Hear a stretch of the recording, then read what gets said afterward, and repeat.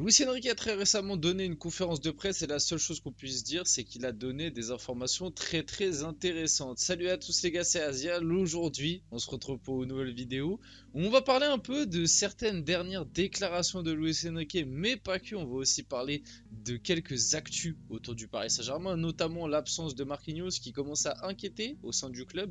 Peut-être qu'il va manquer le huitième de finale au retour de Ligue des Champions face à la Real Sociedad et ça pourrait être un réel coup dur. En tout cas, il ne fait pas partie du groupe du PSG pour affronter Monaco ce soir, au moment où sort la vidéo. Donc ça commence à être inquiétant. Mais on va surtout se concentrer dans cette vidéo sur certaines déclarations de Luis Enrique. Et notamment une déclaration qui, quand tu l'interprètes un peu, tu peux te dire peut-être que Luis Enrique est en train de dire ouais, peut-être que mon PSG va être mieux sans Kylian Mbappé. On va voir tout ça. Bien évidemment, avant que la vidéo commence et qu'on rentre dans le vif du sujet, n'hésitez pas à la liker, à commenter, à partager et à vous abonner, ça fait toujours plaisir. D'ailleurs, merci beaucoup les gars, on a passé les 4000 abonnés. J'avais dit si c'est possible de passer les 4000 abonnés avant le mois de mars, c'est ce qu'on a réussi à faire. On les a passés le dernier jour du mois de février, donc je vous en remercie les gars, vous êtes vraiment des boss et merci pour tout, pour les commentaires et tout. En ce moment, c'est vraiment super. Donc Luis Enrique, si tout se passe bien, je pense et je suis convaincu qu'on aura une équipe bien meilleure la saison prochaine. J'en suis convaincu, que ce soit en défense, en attaque, physiquement, techniquement et tactiquement, je n'ai aucun doute. Cette déclaration-là, pour moi, c'est quand même une déclaration assez importante. Quand tu reprends en compte le contexte parisien et notamment le contexte vis-à-vis d'un joueur en ce moment, je ne sais pas si vous en entendez parler, parce qu'en vrai, on n'en parle pas trop, hein, Kylian Mbappé. Voilà. Si tu prends en compte cette déclaration et le contexte un peu autour d'Mbappé, sachant que très récemment Luis Enrique a bien signalé, il a bien aussi fait quelques annonces, il a bien dit il faut qu'on commence à jouer, à s'habituer à jouer sans Mbappé, etc. Moi cette déclaration je la prends un peu comme finalement Luis Enrique, est-ce que dans sa tête il se dit pas que le PSG serait meilleur sans Mbappé? Et c'est un petit peu une question qu'on n'arrête pas de se poser et qu'en ce moment on se pose, on le sait, Mbappé va sûrement quitter le club à la fin de la saison. Et c'est vrai qu'au début, dans l'euphorie, on s'est dit c'est pas grave qu'Mbappé parte, on va pouvoir recruter un Raphaël Leao, on va pouvoir recruter un Victor Osimhen, on va pouvoir tenter de recruter un Lautaro Martinez. Voilà, je vous name drop des noms, mais vous avez compris l'idée, on va pouvoir le remplacer en envoyant de la quicheta par des joueurs peut-être pas aussi forts que lui, mais des joueurs qui ont un nom et un certain pedigree européen. Et finalement, depuis un certain temps, là, on commence à se dire petit à petit, en tout cas, je le vois dans la commune parisienne, l'avis de se dire, est-ce que finalement, offensivement, on n'a pas déjà ce qu'il faut et on se concentrait pas plutôt pour, avec l'argent et le salaire que va libérer un Mbappé, parce que bon, malheureusement, il part librement, ça c'est vraiment un gros point noir et je, je ne changerai pas d'avis là-dessus, je suis désolé, c'est un gros point noir et pour moi ça va un peu ternir sa fin d'histoire, je suis désolé. Malgré tout, tu vas gagner financièrement parce que en termes de masse salariale, tu vas énormément économiser et tu te dis est-ce que finalement tu garderais pas les attaquants que tu as déjà actuellement, sauf peut-être grosse opportunité de marché, mais pour l'instant je vois pas trop d'autres opportunités de marché se décanter. Après, on verra, on sait jamais. Mais pourquoi pas laisser plus de temps à Barcola? Pourquoi pas laisser plus de temps à Gonzalo Ramos? Laisser Dembélé à droite? T'as Colomani, Asensio, Lee Kangin, voilà, en backup. T'as du monde, finalement, t'as du monde qui peut dépanner. Peut-être même j'oublie des noms là comme ça. Je ne pense pas, mais voilà. Et pourquoi pas finalement plus se concentrer sur un gros milieu de terrain et un gros défenseur central. Et moi aussi, cette déclaration, je la prends un peu comme pour Luis Enrique, l'air de dire et une façon de passer le message. Et ça rejoint un peu toutes les déclarations et toutes les citations qu'il a fait récemment en conférence de presse à chaque fois qu'on parle d'Mbappé. Est-ce que Luis Enrique dans sa tête il a pas envie de jouer sur Mbappé finalement? Parce que comme on l'a dit, c'est quand même très bizarre que avant qu'il y ait cette annonce de départ de la part d'Mbappé, Mbappé il jouait tous les matchs 90 minutes, il sortait jamais. Et depuis qu'il y a eu cette annonce, t'as limite l'impression que Luis Enrique limite, j'extrapole un peu, j'abuse peut-être, mais t'as limite l'impression que Luis Enrique, si il pourrait ne pas le faire jouer du tout, enfin, il est en train d'hésiter à peut-être pas le faire jouer du tout, tu vois ce que je veux dire?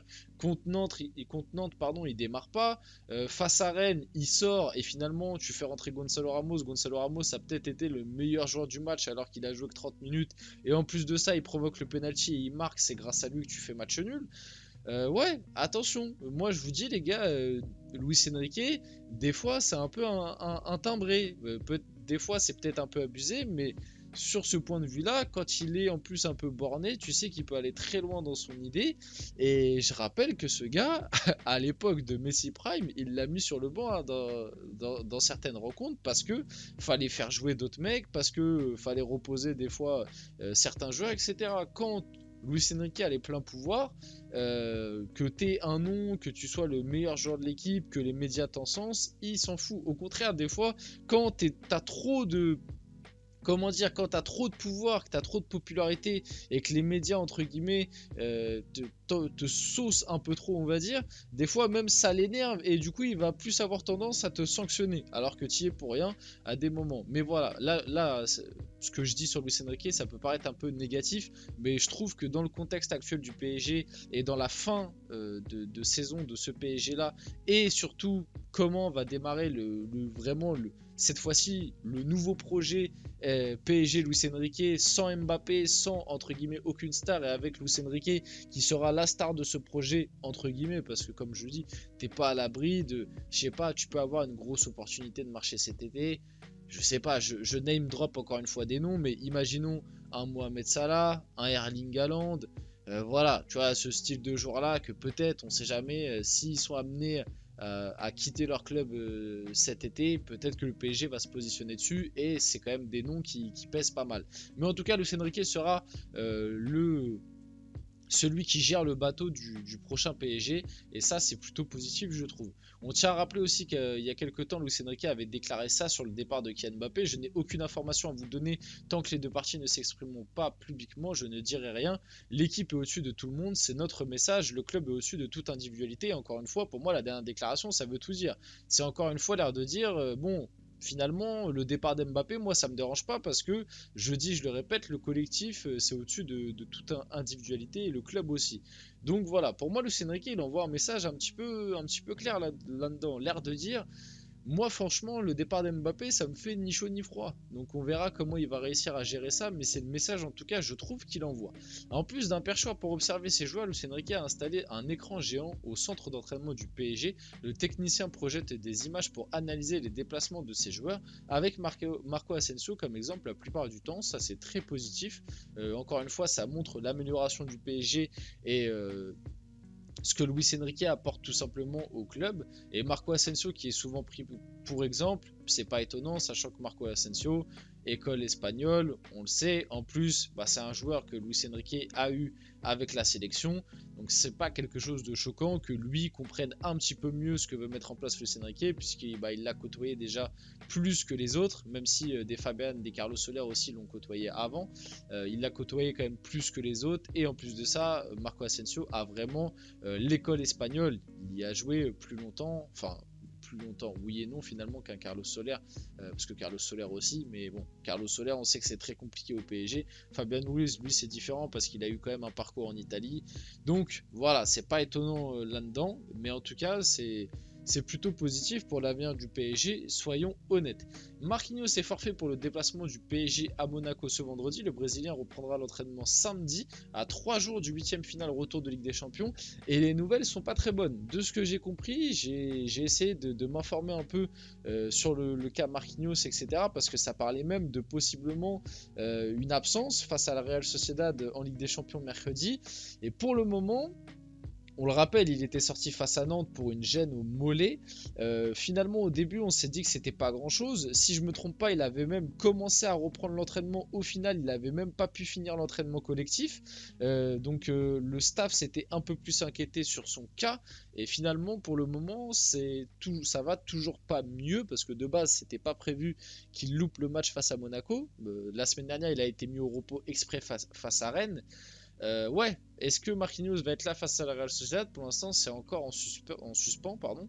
Et pour moi, ce serait quand même un gros manque, parce que je le dis, je le répète, Marquinhos, on le critique souvent, des fois à raison, mais malgré tout, ça reste ton meilleur défenseur central sur le papier, et surtout, ça reste le mec qui peut le mieux s'adapter aux autres centraux. Parce que envoyer une défense centrale, Danilo, Beraldo, qui les deux sont très très lents, ça me fait un peu peur. Alors que Marquinhos, il peut un peu plus combler ce déficit de vitesse par sa couverture. Donc attention comment on va gérer ça. Et pour finir la vidéo, Ousmane Dembélé est un grand fan des outils vidéo utilisés par Luis Enrique. Le français a engagé un analyste qu'il partage avec Randal Kolo Muani. Chaque semaine, il reçoit un résumé de ses prestations avec des axes à travailler. Donc c'est pas ça pareil, c'est très positif. Finalement, le PSG va plutôt bien en ce moment. Mis à part le dossier Mbappé, on va dire. Les joueurs sont plutôt déter, ça travaille bien. Ça tente de nouvelles technologies, voilà, c'est en constante progression, donc on espère que ça continue dans cet axe-là. On va finir la vidéo là-dessus, j'espère que la vidéo vous a plu. Si c'est le cas, n'hésitez pas à la liker, à commenter, à partager et à vous abonner, les gars. C'était Azial. On se retrouve très rapidement pour une prochaine vidéo.